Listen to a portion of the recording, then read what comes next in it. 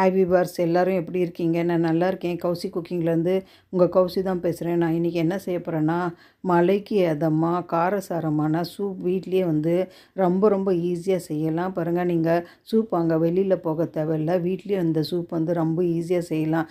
இன்றைக்கி நான் மஷ்ரூமும் கேப்சிகமும் எடுத்திருக்கேன் சூப் செய்கிறதுக்கு. பாருங்கள், அடுப்பு பற்ற வச்சுட்டு இந்த மாதிரி பாத்திரம் வச்சுட்டேன். இதில் ஒரு 2 ஸ்பூன் அளவுக்கு பட்டர் போட்டுக்கிறேன். ஒரு சின்ன பேக்கெட் பட்டர் தான் நான் போட்டிருக்கேன். ஒரு 10 ரூபாய் பேக்கெட்டு. பாருங்கள், அது கொஞ்சம் மெல்ட் ஆகட்டும்.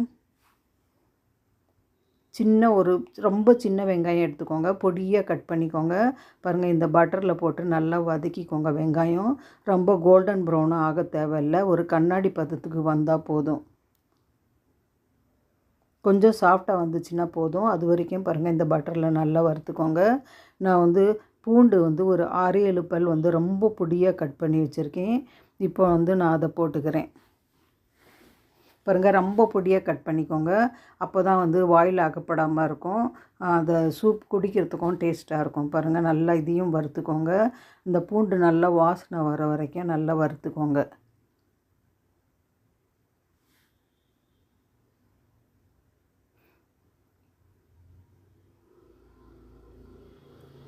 பாருங்கள், கேப்சிகம் ஒரு சின்ன பீஸ் தான் நான் கட் பண்ணி வச்சுருக்கேன். நிறையெல்லாம் போடாதுங்க, ரொம்ப ஸ்மெல்லாக இருக்கும். ஒரு சின்ன பீஸ் போட்டால் போதும் கேப்சிகம். பாருங்கள், இப்போ மஷ்ரூம் நான் கட் பண்ணி வச்சுருக்கேன். பொடியாக வாஷ் பண்ணிவிட்டு நல்லா கட் பண்ணிக்கோங்க.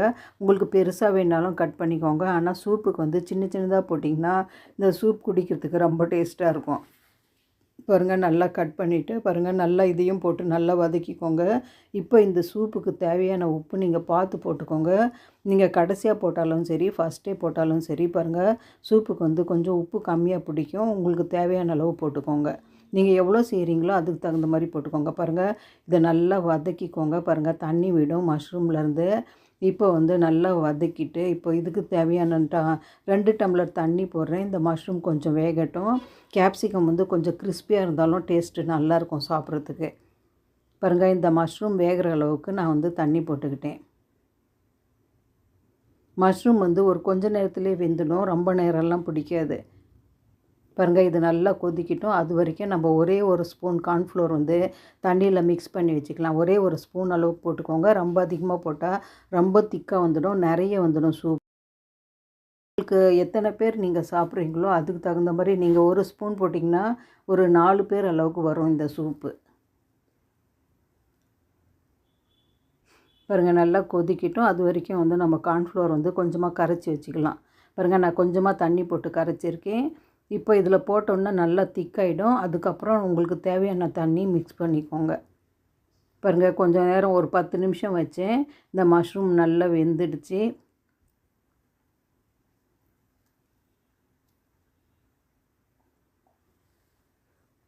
பாருங்கள், இப்போ நம்ம கரைச்சி வச்ச கார்ன்ஃப்ளோர் போட்டுக்கலாம். இது போட்டோன்னா நல்லா திக்காக வரும். ரொம்ப திக்காக வரும். அதுக்கு தகுந்த மாதிரி நீங்கள் சூப்புக்கு உங்களுக்கு எவ்வளோ திக்னஸ் வேணுமோ அதுக்கு தகுந்த மாதிரி தண்ணி ஆட் பண்ணிக்கோங்க. பாருங்கள், இப்போ இது நல்லா கலந்து விடுங்க. கொஞ்சம் கொதிக்கட்டும். பாருங்கள், நான் கார்ன்ஃப்ளோர் கப்பில் கொஞ்சமாக தண்ணி போட்டுக்கிறேன். இப்போ எவ்வளோ திக்காக வருதோ அதுக்கு தகுந்த மாதிரி நீங்கள் கொஞ்சம் தண்ணி ஆட் பண்ணிக்கோங்க. உப்பு நான் செக் பண்ணிவிட்டேன். இதே கரெக்டாக இருக்குது. நான் எக்ஸ்ட்ரா உப்பு போடலை. நான் போட்டேன் இல்லையா ஃபஸ்ட்டு, அந்த உப்பு பாருங்கள் இந்த சூப்புக்கு கரெக்டாக இருக்குது. எக்ஸ்ட்ரா இப்போ தேவையில்லை. பாருங்கள், இப்போ நான் தண்ணி போட்டுக்கிறேன் எக்ஸ்ட்ரா 1 டம்ளர் அளவுக்கு.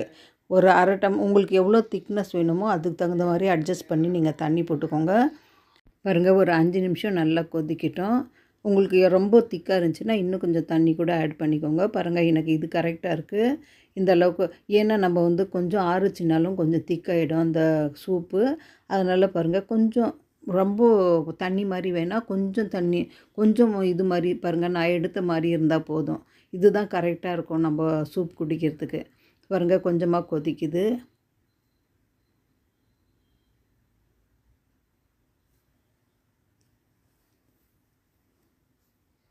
பாருங்கள், நல்லா கலந்து விட்டுக்கோங்க. நான் சில்லி ஃப்ளேக்ஸ் 1/2 ஸ்பூன் தான் நான் எடுத்திருக்கேன்.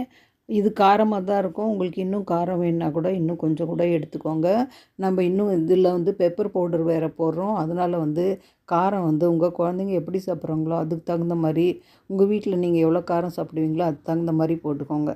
பாருங்கள், நான் 1/2 ஸ்பூன் அளவு போட்டுக்கிறேன். பாருங்கள் நல்லா கலந்து விட்டுக்கோங்க. இன்னும் கொஞ்சம் நல்லா கொதிக்கட்டும்.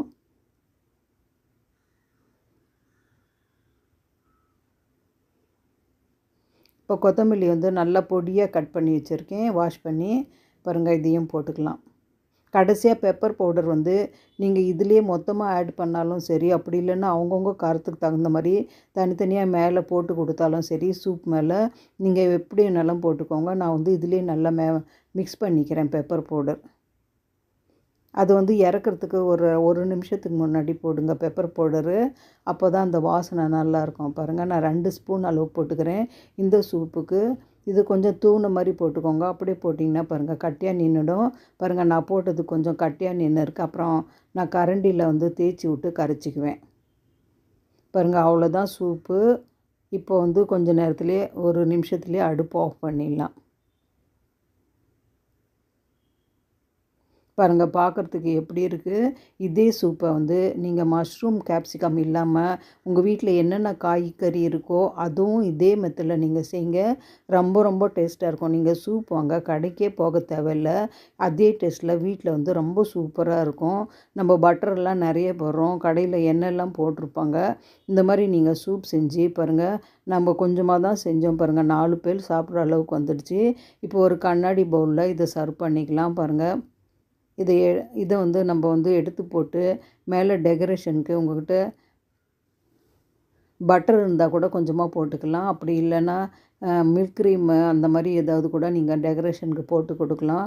பாருங்கள் பார்க்குறதுக்கு எப்படி இருக்குது. பாருங்கள் நான் இன்றைக்கி வந்து கொஞ்சமாக கொத்தமல்லியும் பட்டரும் தான் மேலே வச்சுருக்கேன் டெக்கரேஷனுக்கு.